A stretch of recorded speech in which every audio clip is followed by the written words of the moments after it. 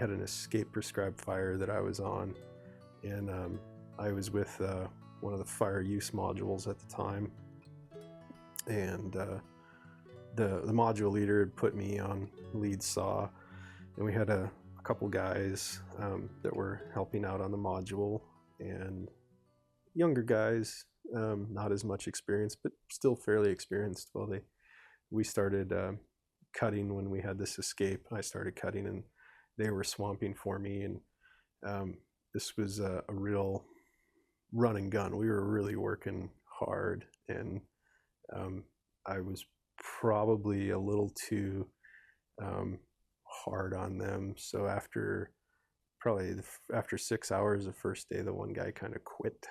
He didn't want to work anymore, and I didn't really know why. I just knew all of a sudden he was going to help somebody else, and the other guy stuck with it.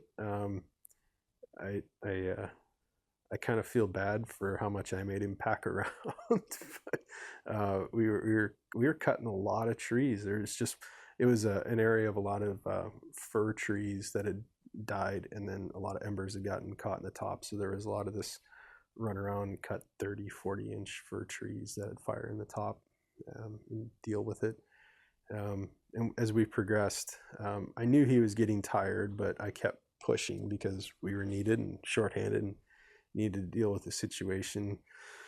And we got an assignment from the division supervisor to go down this line and try to cut a hot line in, as another module was going to come up behind us and start to scrape a line in. So we were going to put the saw line in. And I remember at the time I pointed out that just a little bit further up there was a rock boulder field, and that might be easier. And he and the IC were pretty insistent that we try to hold it here. And I said, all right, we'll give it a shot. And we went down, and I was had my head down, and I was cutting hot line, and the swamper was pulling, and I kind of heard this noise like a freight train.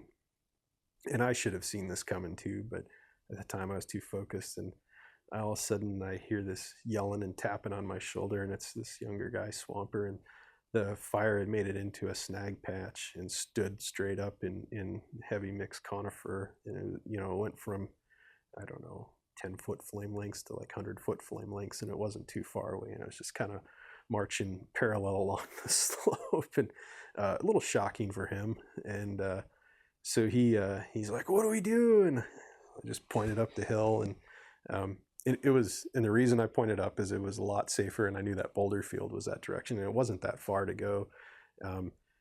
He dropped everything and took off, and so I stopped, and I packed up the saw, and I grabbed the Dolmar and his pack and the wedges and the pounder, and I don't know, I was probably carrying 80-90 pounds, and I just slowly hiked up the hill and watching it the whole time. And it was pretty funny.